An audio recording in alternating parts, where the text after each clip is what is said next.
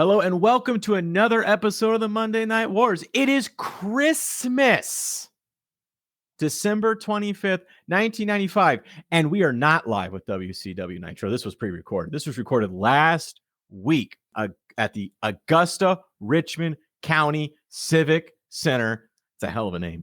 In Augusta, Georgia. With me is Joseph Rojas, and as always, I am your faithful correspondent, Scott Kaufman. Joseph, how you doing? I'm dreaming of a white Christmas, just like the ones I used to know. I'm good, man. How are you? Man, I liked that. That was good. Merry Christmas, Scott. Merry Christmas. We're gonna put out a Christmas album on our Patreon. $2. Dude. Be on the Patreon. You get a Christmas album. Yeah. All right, a wrestling themed Christmas album. We'll take the classic songs and we'll put some wrestling stuff in. Yeah, it'll be big. I'm dreaming of a white Christmas. Oh yeah. Yeah, I shouldn't have said this because after we hop off this, I'm gonna get a text from you going, "That Christmas album idea was a really good idea. We should do it." You're gonna start storyboarding and sending me lyrics. Oh my god. Well, anyways, let's get into it. We got a match. We got Lex Luger and we got Scotty Riggs because apparently Lex just gonna run through the American males. And as you can guess, there's a joke there. As you can guess, Lex Luger defeats Scotty Riggs 6 minutes, 23 seconds. Joseph, what do you think about this? This is essentially this exact same match as last week that he had with Marcus Bagwell, although I think this one's not as good. This one only gets a C from me. And there you have it. It's really not much to say. And I will tell you, ladies and gentlemen listening at home, this is probably going to be a pretty short podcast for you because WWF Raw is not on this week. So WCW is flying solo. We'll see who wins the ratings. I don't know. That could be interesting. Gonna be close. It's gonna be close. After that, though, we got Mean Gene.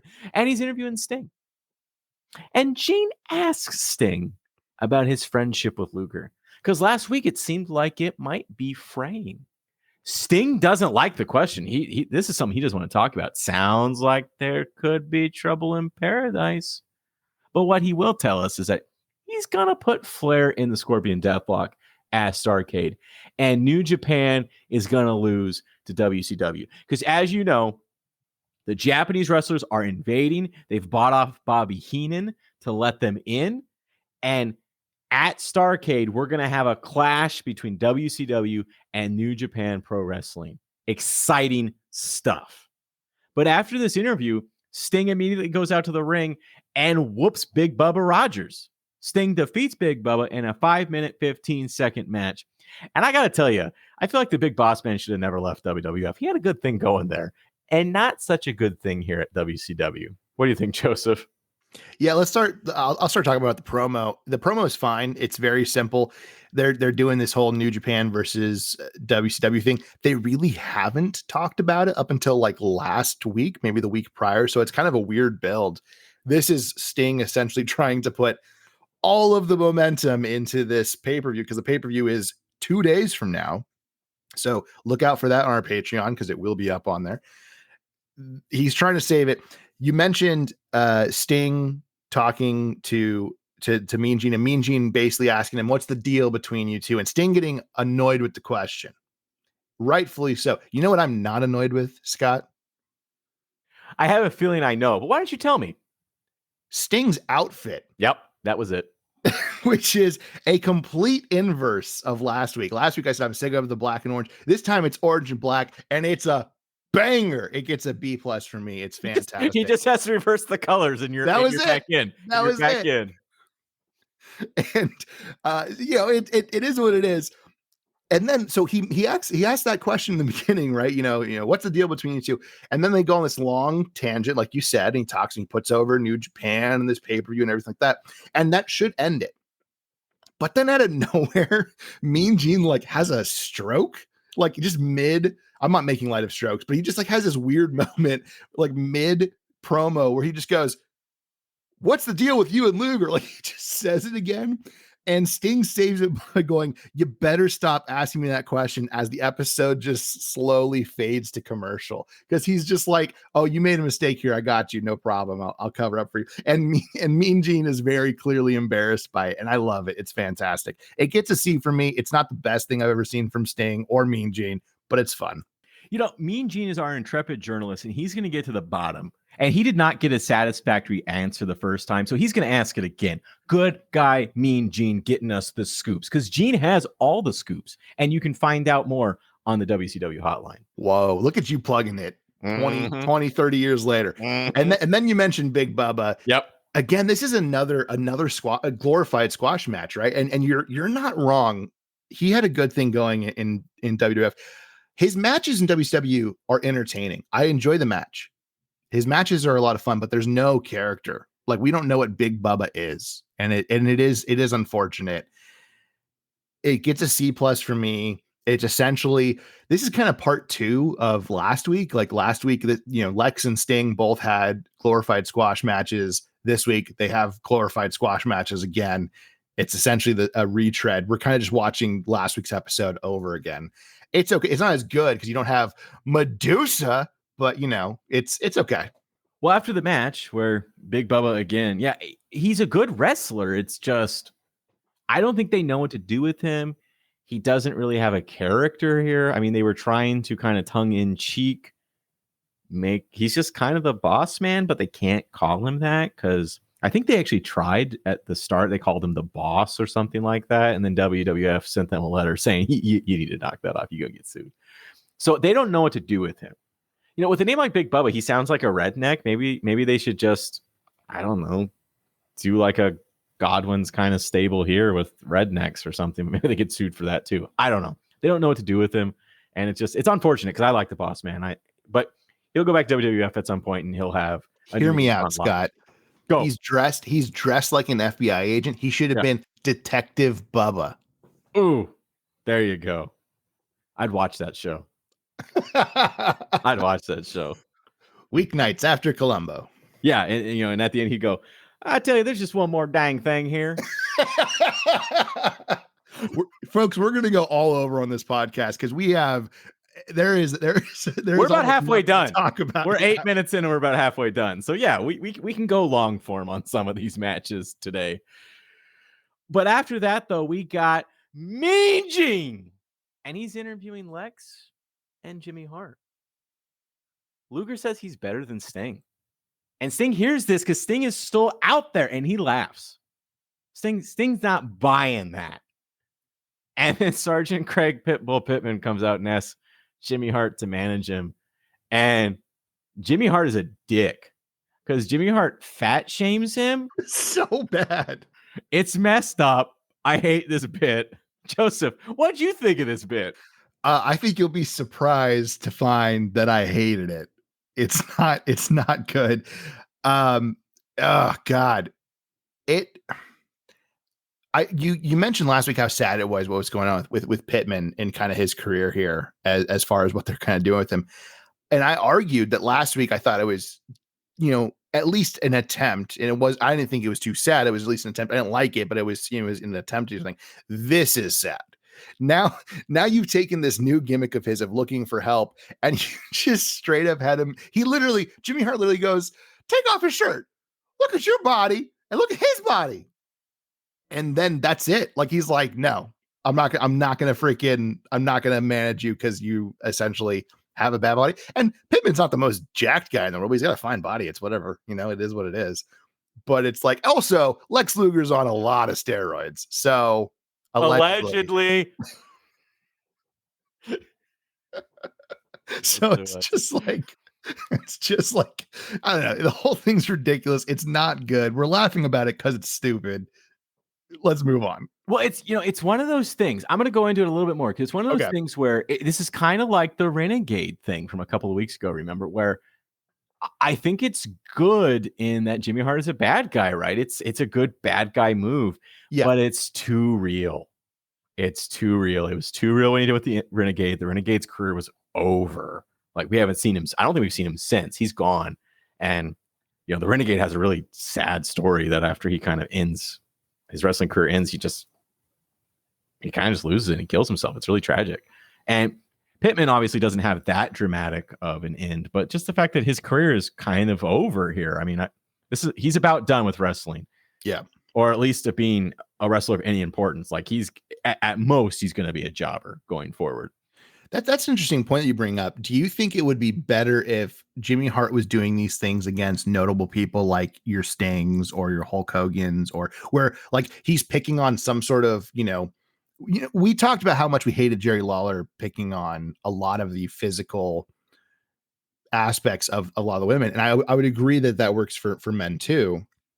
But at least if you're Jimmy Hart and you're doing it with maybe like a Hulk Hogan and you're bald or something like that, and again Hulk Hogan has to prove that, but at least that it's not going to damage the guy's career. It's not really going to do anything to him. Do you think it would work better if it was that? I think it would, and you make the Hulk Hogan bald joke. Well, Hulk Hogan later makes that joke himself, right? Like we have a whole running gag about him being bald and not being okay with it later on. Yeah. And we really enjoy that gimmick when it comes up. We'll talk about it more then. Yeah, and it's also too the kind of the hindsight 2020 thing here. Like they didn't know at this point that Renegade was going to do what he was going to do. And that was the end of Craig. I mean, I guess they probably know that this is kind of the end of Craig Pitbull Pittman, but it's definitely not done with malice. That's for sure. Yeah, I think it's probably some 2020 hindsight, because Jimmy Hart is doing what Jimmy Hart needs to do. He's being a real piece of work, and that's his job. He's a heel. So I don't really bemoan Jimmy for doing it. It's just in hindsight, it's really kind of a downer. Yeah. But let's kick it back up a notch, Joseph. Let's turn it to 11, because we got a Dean Malenko versus Mr. JL match. Dean Malenko defeats Mr. JL 3 minutes, 43 seconds. But honestly, despite Mr. JL being a bad gimmick, when you got Dean Malenko and Jerry Lynn in the ring, you're not going to have a bad match. What'd you think about it? No, it's great. It gets a B from me. This is part of their cruiserweight non-division, because they don't really have a cruiserweight division, but they keep using cruiserweights and wrestling each other. They don't have a title. They don't have a division, quote unquote. They've talked about it. They've said we might get a division. They clearly have enough talent to start doing it. They're just really not at this point. But this is another example, and you've touched on this pretty much weekly when they have a match like this, where you talk about like the cruiserweight division is something that you can always look forward to on WCW. It is a highlight every single week. And even though the division hasn't been established yet, this is a perfect example of it. It's a great match. It's thoroughly entertaining. There's even some flippy shit in it. It's fantastic. Dean Malenko eventually does that. He does this move where he'll do like a body press off the middle rope, and he'll drop the opponent onto his knee, like as they're both falling to the mat. And it looks beautiful and brutal every time. This is a very, very fun match. Like you said, the gimmick's not great for Mr. JL, but you're going to have a good match with these two. I enjoyed it. Yeah, I really don't think there's more you can say. I mean, Dean Malenko, Mr. JL, it's going to be good. And I don't say it every week that the cruiserweight division is something you can really look forward to. But the cruiserweight division is something that you can really look forward to. And that's a fact. Is that true? It is. It is. This match proves it yet again. Well, and this is the first like competitive match we've had of the night, right? Because the first two were glorified squash matches. So this is the first one where I would say going into it, the average viewer watching at home who knows a little something about wrestling, a little savvy on it, doesn't know how it's going to end. I think Mr. JL could have won. I think Dean Malenko's obviously the guy they're trying to push more, but Mr. JL could have won this match. So it kept me guessing. It kept things interesting for me. Yeah, I think that's a very fair point. After that, though, we go back to Mean Gene. Mean Gene is having a night. We go back to who? Mean Gene, for the third time, he is having a night. And this time he is with the man himself, the Nature Boy, Ric Flair. Jimmy Hart comes out and he apologizes for crashing Ric Flair's interview last week. Jimmy Hart says he owes Ric Flair one. Ric Flair apparently saved him from the Macho Man in Phoenix. I don't remember that. So, Joseph, if you remember that, shoot. But otherwise, Jimmy says he wants to return the favor. He wants to manage Ric Flair tonight. Oh, boy. What a favor that is. But Ric Flair says, yeah, he'll do it. Let's go. What do you think about this, Joseph? I think you'll be surprised to discover that I did not like this segment. But it's got Ric Flair. It does. Here's why I don't like it. Okay, because I can already hear the wheels turning, and you're so ready to jump down my throat because Ric Flair is one of your boys, one of mine too. But you definitely have grown a huge appreciation for him as we've been watching all these. The reason I don't like this segment is number one, Jimmy Hart interrupts Flair and apologizes for the Taskmaster interrupting Flair and Anderson the previous week. You're doing the same freaking thing. The other reason I don't like this is your boy Flair doesn't get to cook. He says nothing in this segment. This segment is dominated by Jimmy Hart. The minute he starts, he gets interrupted. He kind of gets to finish it, and he just says, we'll be styling and profiling, and that's it. He does not get to cook. I expect a gourmet meal when I see Ric Flair and a microphone, and I didn't get that meal, Scott. So let me give you a counterpoint, Joseph. Let me give you a counterpoint here. Okay, I'm listening. Here's my counterpoint. It's 2 words, okay? Yep. Ric Flair. Gets an A+. You're right. Done. No, you're right. Ric Flair doesn't get to go completely batshit like we know and love Ric Flair. Yeah, Jimmy Hart apologized. Well, and I mean, Jimmy Hart's apologizing for the Taskmaster. Jimmy Hart interrupted last week too. It was him and the Taskmaster. They were both there. So I don't know why you got, he's like, I just want to apologize for my buddy. You did it too. So I don't know what's going on here. Maybe he forgets he was there. I don't know. You need to check these things out. We need some continuity in our WCW Nitro. What WCW Nitro is known for is for its continuity, for its stories following through each and every week. That's what they're known for. And I expect more from them than this. That was all a joke, ladies and gentlemen. I'm sure you know that by now, but the one thing that WCW Nitro is not known for is its continuity. We just drop things left and right and just start new things for no apparent reason. We're going to have some of that in Starrcade. It's very exciting. That's going to be next up. So get on the Patreon if you want to hear our thoughts on Starrcade. Look at us selling our Patreon. We really haven't done that so far. We've really just kind of left it be, we have that same thing that we let, leave at the very end of each episode. But now we got some free time. So we're like, what we're going to do with that free time? We're going to plug our own shit. Yeah, man. I mean, we got to do it, maybe partially because my property taxes just showed up. But, other than that, it's good. We're trying to put out some good content for our 12 listeners. I don't think that $2 we're going to get from our listeners is going to help your property tax much. It doesn't hurt though. It does not. It does not. It does not hurt. And we thank you because we actually do have a Patreon subscriber. So thank you, sir, for your Patreon subscription. But we got to move on because this is turning into an episode of WWF Raw with all this product placement. And we're talking about WCW Nitro. So let's get to it because we got the main event. Jimmy Hart said, I'm going to come out here. I'm going to do the main event with you, Ric Flair. Ric Flair said, okay. And here we go. We got the main event. It's with the Macho Man, Randy Savage, or as I like to call him, the Macho Man, Randy Savage. And he's up against Ric Flair with Jimmy Hart. Jimmy Hart's a man of his word for the WCW World Heavyweight Championship. This is almost 15 minutes, 14 minutes, 25 seconds. It's a good match. Randy gives Flair a run for his money, even with his hurt arm. He's still wrestling with that hurt arm. They need to let this guy rest. But Jimmy interferes. He grabs Randy's legs. Luger interferes. He attacks Savage.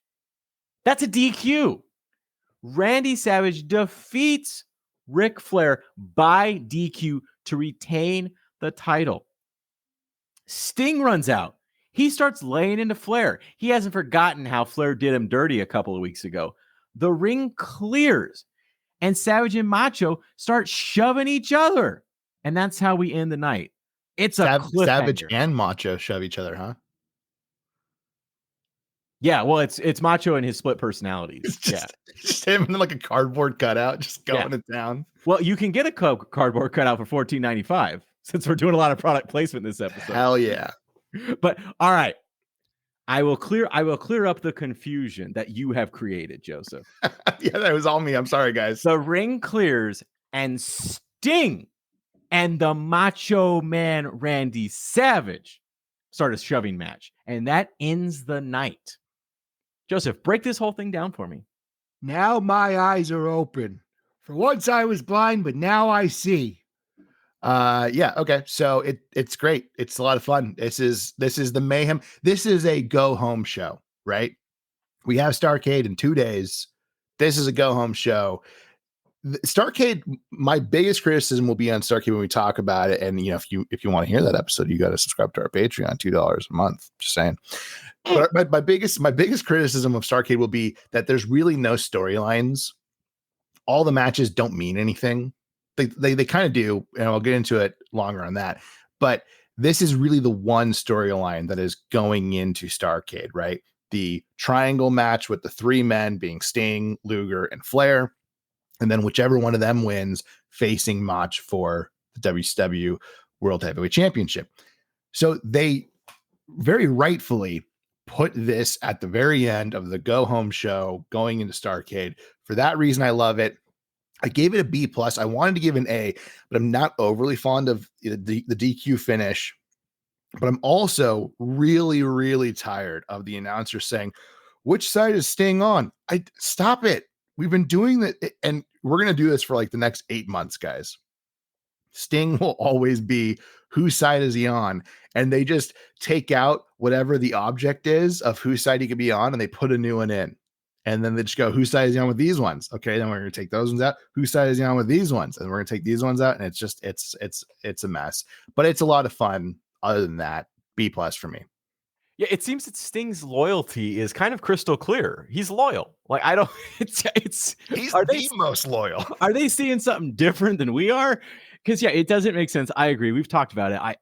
I, like you, am tired of this. Is he or isn't he? Like, what? Okay. I don't know. I guess we're doing that again.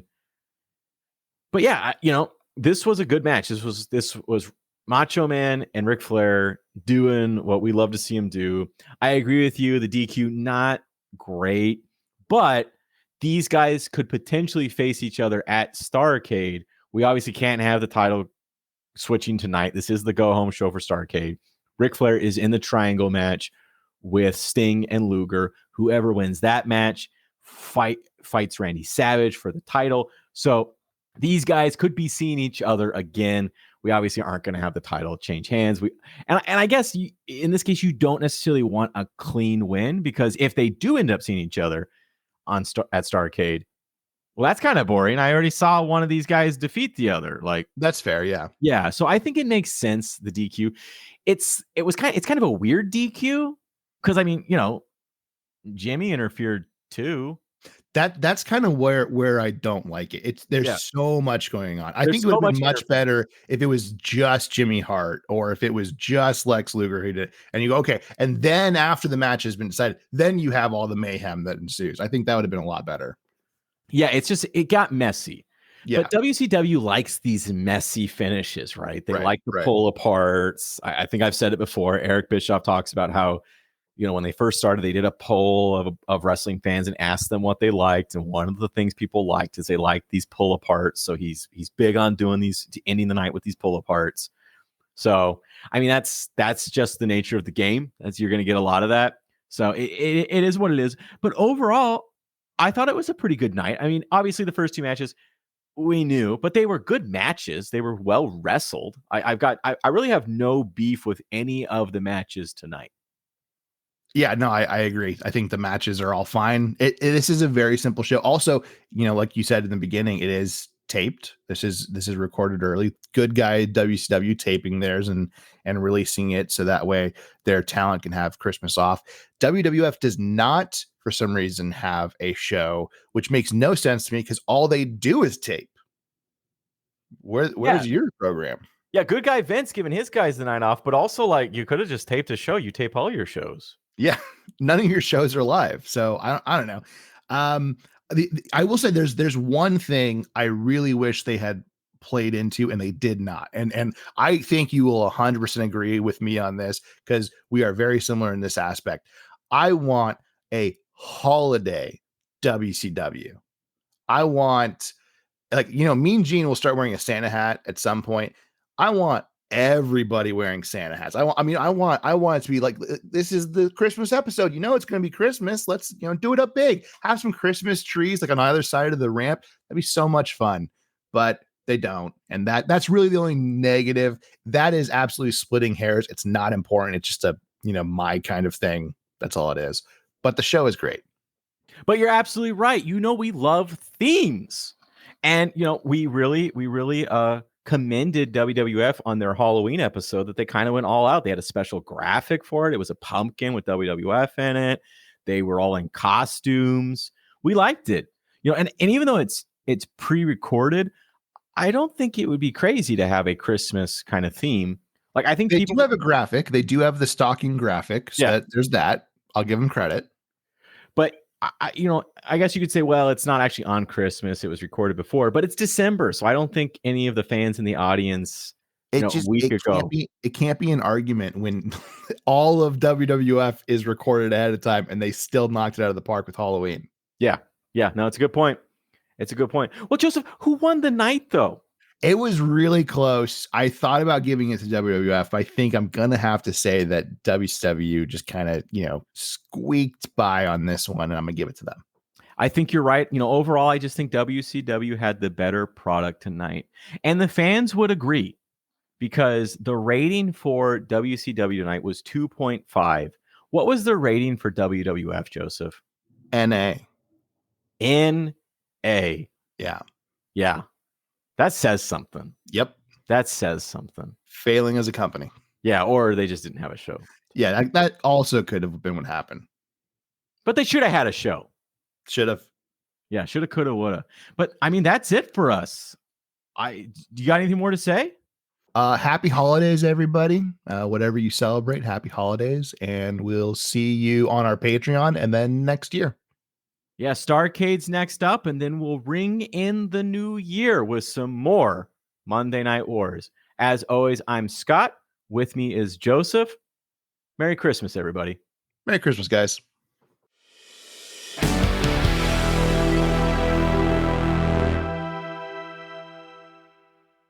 Hey, everybody, it's Joseph. Did you like this podcast? Well, we hope that you did, and also that you join us every Monday for new episodes.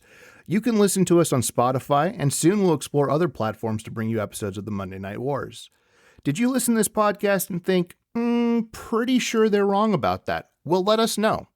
You can email us at mnwpodcast@gmail.com. Again, that's mnwpodcast@gmail.com. And correct anything we messed up. Don't worry, you won't bruise our egos.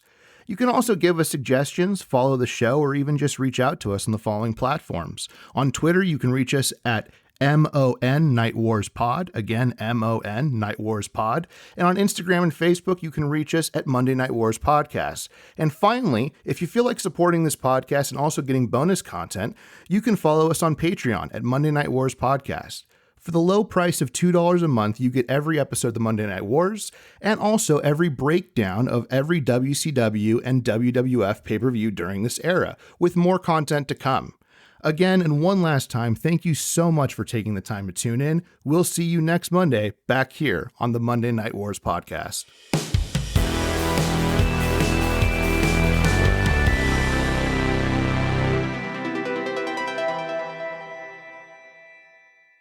I don't remember the context. If you remember the context, Joseph, shoot. But let me take that again, because I think I called you Jarrett. You called me Jerry. It was hilarious. Jerry, I think you need to calm down, okay? Puppies! Yeah, God. I'm excited to get to that.